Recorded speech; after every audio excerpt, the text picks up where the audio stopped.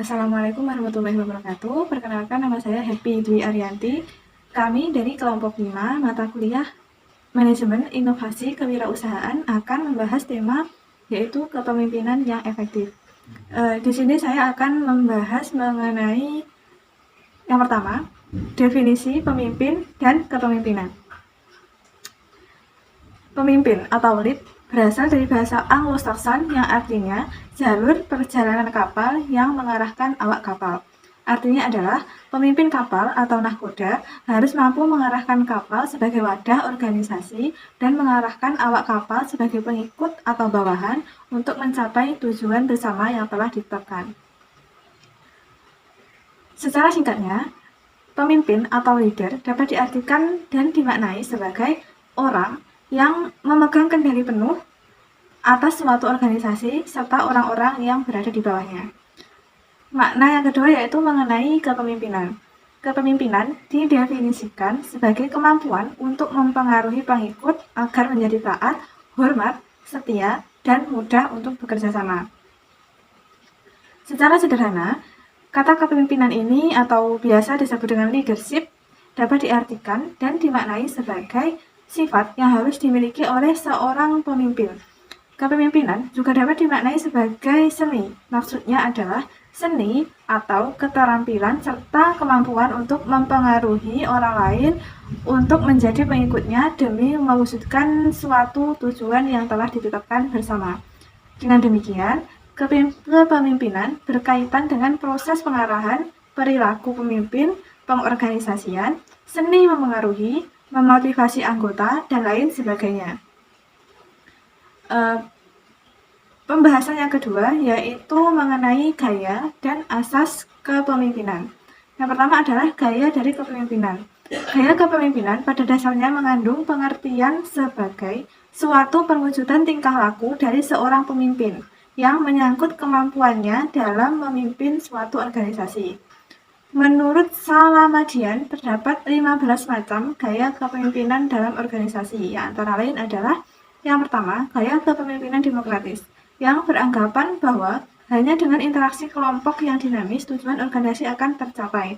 Dalam gaya kepemimpinan ini, pemimpin selalu mengikut sertakan anggotanya dalam segala pengambilan keputusan dalam rangka membutuhkan komitmen serta kerja untuk mencapai tujuan. Gaya kepemimpinan yang kedua yaitu gaya kepemimpinan autokratis atau otoriter, yaitu seluruh keputusan diambil berdasarkan pertimbangan pimpinan. Sementara bawahan dituntut untuk menjalankan keputusan tersebut suka maupun tidak suka.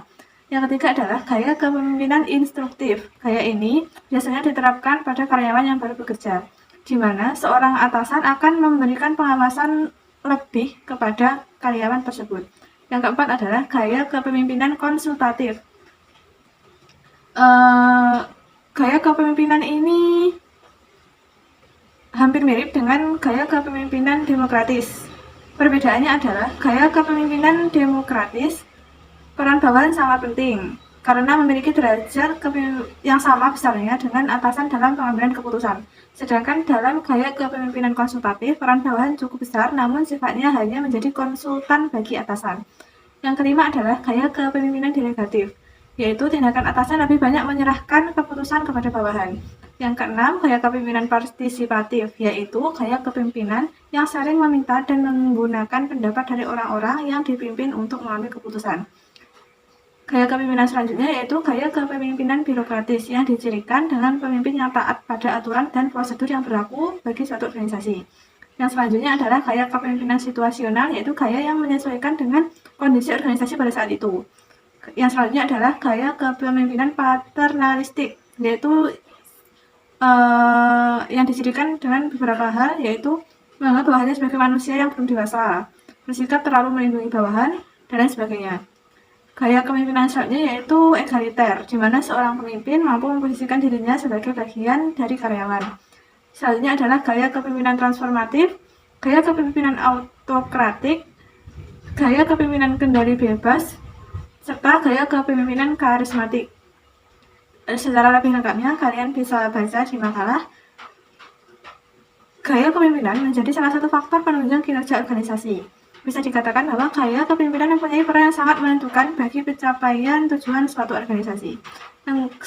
Pembahasan yang selanjutnya yaitu tentang asas kepemimpinan. Masing-masing pemimpin pasti memiliki cara dan strategi dalam menjalankan roda kepemimpinannya. Menurut Hamdan NH dan Kartono yang menyatakan bahwa asas-asas kepemimpinan yaitu kemanusiaan, efisien, serta kesejahteraan. Maksud dari kemanusiaan yaitu mengutamakan sifat-sifat kemanusiaan. Efisien yaitu efisien dalam pengambilan teknis maupun sosial yang berkaitan dengan terbatasnya sumber-sumber, materi, dan jumlah manusia. Kemudian yang asas yang ketiga yaitu kesejahteraan dan kebahagiaan yang lebih merata menuju pada taraf kehidupan yang lebih tinggi. Sedangkan Hasibuan menyatakan bahwa terdapat 4 asas kepemimpinan. Yang pertama adalah bersikap tegas, yang kedua adalah rasional, yang ketiga adalah bertindak konsisten, serta yang keempat adalah berlaku adil dan jujur. Mungkin cukup itu dari saya. Selanjutnya akan disambung dengan rekan saya yaitu Mas Iqbal Firdaus. Assalamualaikum warahmatullahi wabarakatuh. Perkenalkan, Mas, saya M. Iqbal Firdaus, NIM 206190998. Di sini saya akan menjelaskan sedikit dari peran dan fungsi kepemimpinan. Yang pertama yaitu peran kepemimpinan. Jadi, menurut Nanus ada 4 peran kepemimpinan. Yang pertama, penentu arah. Penentu arah ini maksudnya pemimpin harus mampu melakukan seleksi dan menetapkan sasaran dengan mempertimbangkan lingkungan eksternal. Kemudian yang kedua, pemimpin itu sebagai agen perubahan. Artinya pemimpin harus mampu mengantisipasi berbagai perubahan dan perkembangan lingkungan global dan membuat prediksi tentang implikasinya terhadap organisasi. Kemudian yang ketiga, kepemimpinan itu sebagai juru bicara. Artinya pemimpin harus mampu menjadi negosiator yang diinginkan. Menjadi negosiator dan pembentuk jaringan hubungan eksternal. Kemudian pemimpin itu sebagai pelatih. Artinya pemimpin harus memberitahu orang lain tentang realitas saat ini. Apa visinya atau kemana tujuan, bagaimana merealisasikannya. Kemudian fungsi dari pemimpin itu yang pertama ada fungsi instruktif. Fungsi ini berlangsung dan bersifat komunikasi satu arah. Kemudian ada fungsi konsultatif. Fungsi ini berlangsung dan bersifat komunikasi dua arah.